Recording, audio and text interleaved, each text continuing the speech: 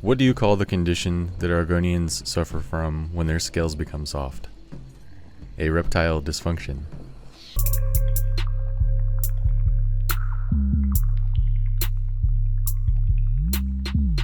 What's up everybody and welcome back to the channel.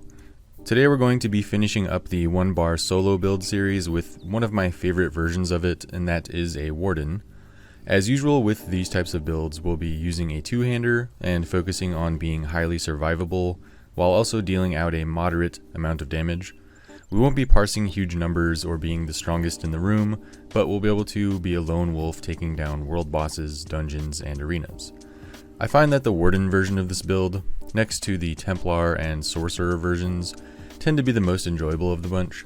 It always feels nice to be able to get either breach, passive heals, or a mobility skill from an in-class source, and the Warden does a pretty decent job at checking a few of those boxes for us.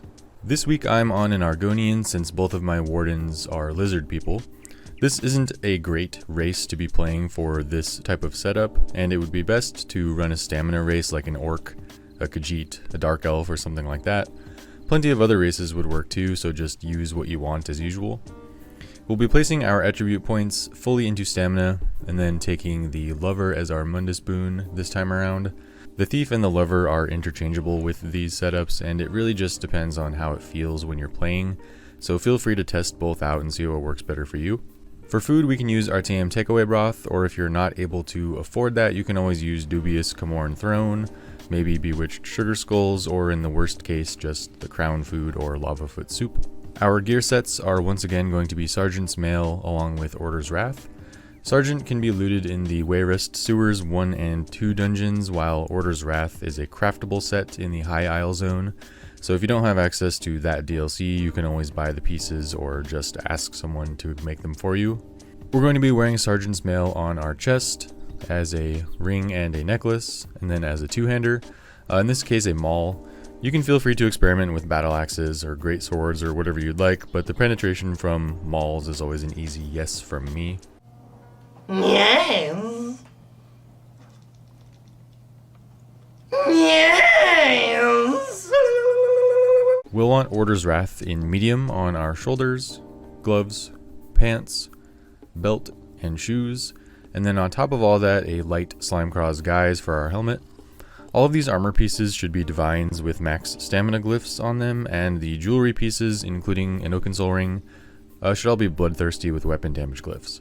In the champion abilities section, starting with the blue section, we'll want to slot Reaving Blows, Fighting Finesse, Master at Arms, and Deadly Aim. All of this is just meant to give us some boofs to our damage and healing us back when we deal damage at the same time. Over in the red section, we're going to slot Boundless Vitality, Bloody Renewal, Strategic Reserve, and Bastion, otherwise known as XXX Bastion. This makes us tankier and helps with stamina and health recovery, while Bastion increases the effectiveness of our damage shields. If you'd prefer to swap out Bastion, the next best options would be Celerity, Fortified, or Rejuvenation in my book. Hopping over to passive skills, we're going to want everything from all 3 Warden skill lines to be maxed out. We'll want everything from the two-handed skill line to be maxed out.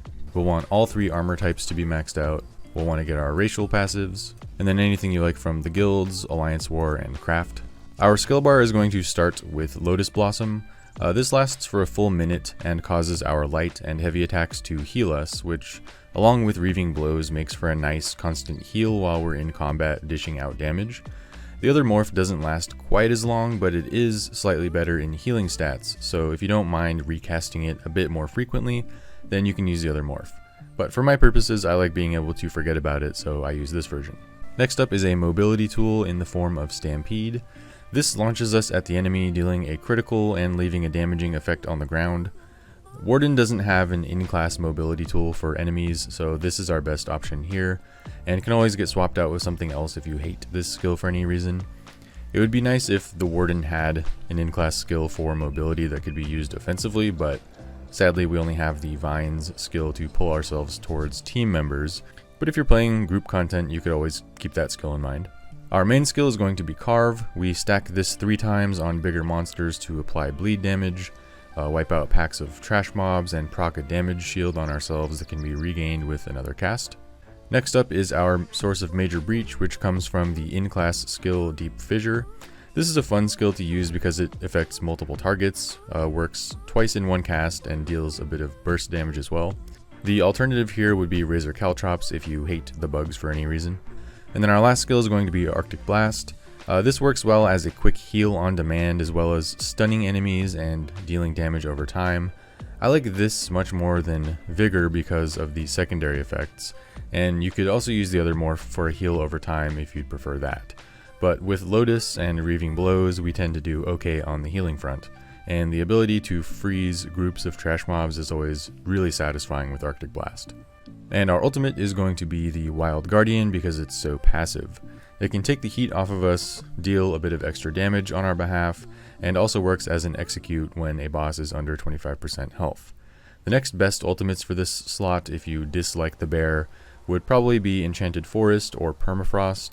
I would begrudgingly add Dawnbreaker to the list of alternatives too, but as the Zoomers like to say, it gives me the ick. But if you're a Dawnbreaker enthusiast, then you can definitely go for that too. When we engage in combat, we'll want to start off by applying Lotus Blossom to ourselves and then throwing down our Deep Fissure.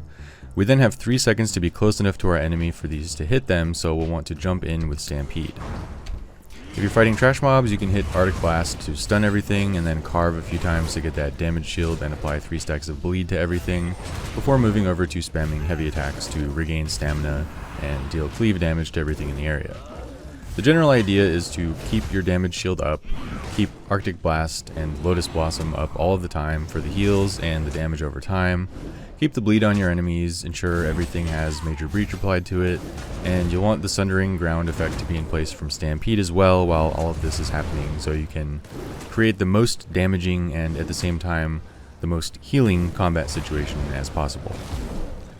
Alright, here's a few clips of some content I ran earlier just to give a little showcase of this guy in action, and as always, thanks for watching.